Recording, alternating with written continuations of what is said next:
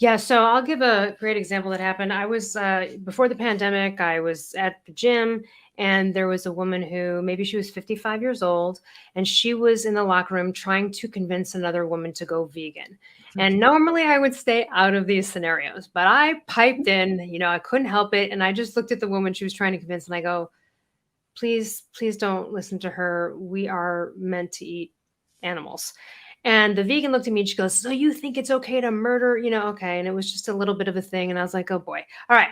So, but then a few weeks later, I was in the sauna at the gym, or it was a couple months. I don't think she remembered that she was talking to the same person, maybe because my hair was all wet or whatever. She didn't recognize me.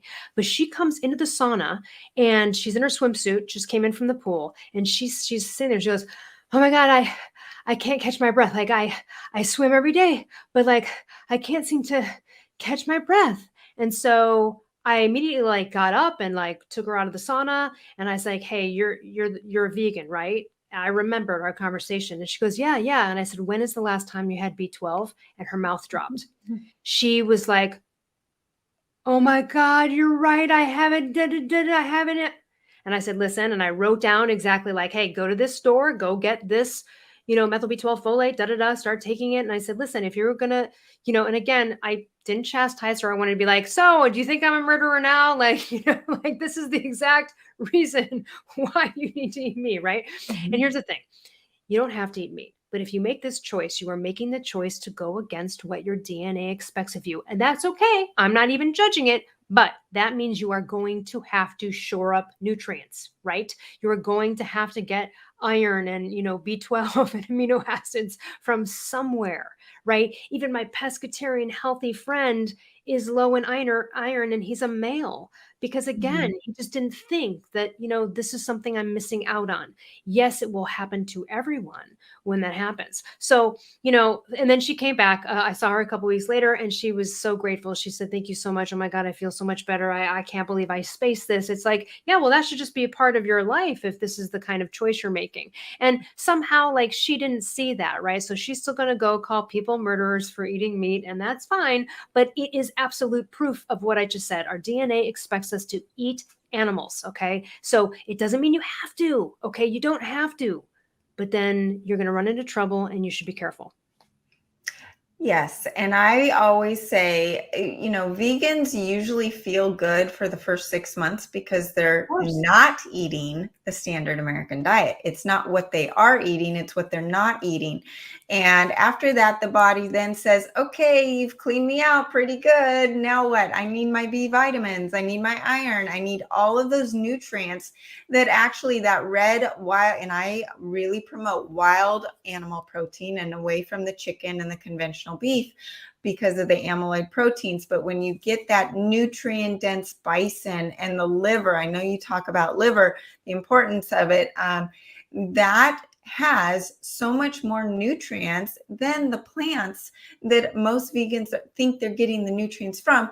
And the plants have those plant poisons that probably are affecting your gut absorption, triggering gut pathogens, creating imbalance, creating bloat, creating the excess weight gain. I know for me, I'm not going to binge on a ribeye steak. I might have two, but that's not a binge, right? Because my brain says, "Oh, you got plenty of nutrients here." And I'm super excited. When I have a vegan meal, number one, I'm hungry an hour later, but I look like I'm pregnant because I'm fully Yes. bloated and I keep eating because my body is like searching and searching from the nutrients to come into that food, right? And I'm just not getting it. So it's really interesting that your body knows, right? And it's wanting those nutrients. And I know you also talk about the basics on gluten, right? Well, We yeah, and this is important. The gluten is very important. So, especially with Hashimoto's, which is an autoimmune disease that affects the thyroid gland, when you consume gluten, it's sort of like thyroid endocrine mimicry in a bad way, and your immune system goes, "Wait a minute, that looks like thyroid tissue, sort of, and we're going to start attacking and fighting it, right, to try to get rid of it."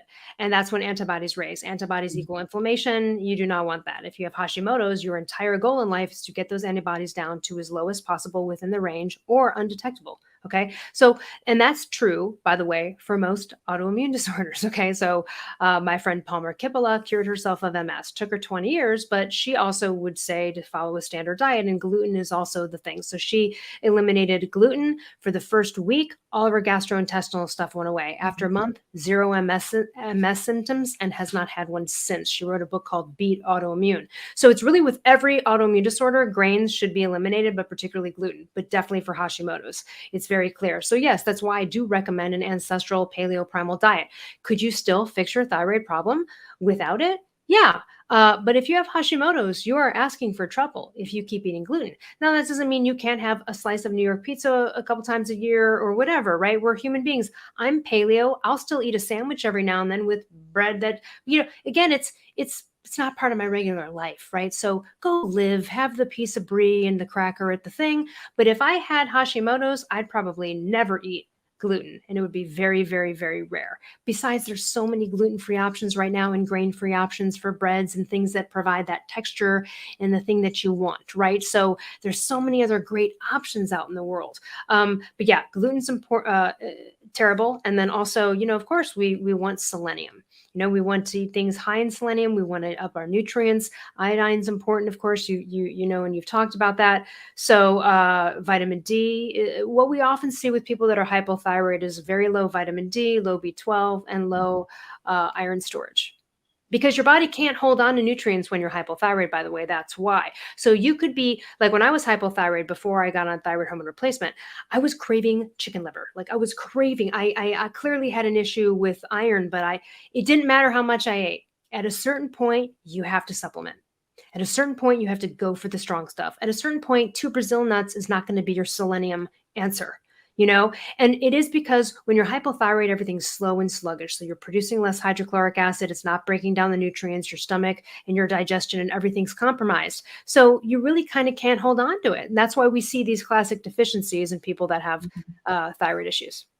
And it's really important to take note of your nutrients and what you're getting in, because our food supply is so much more depleted than it was before.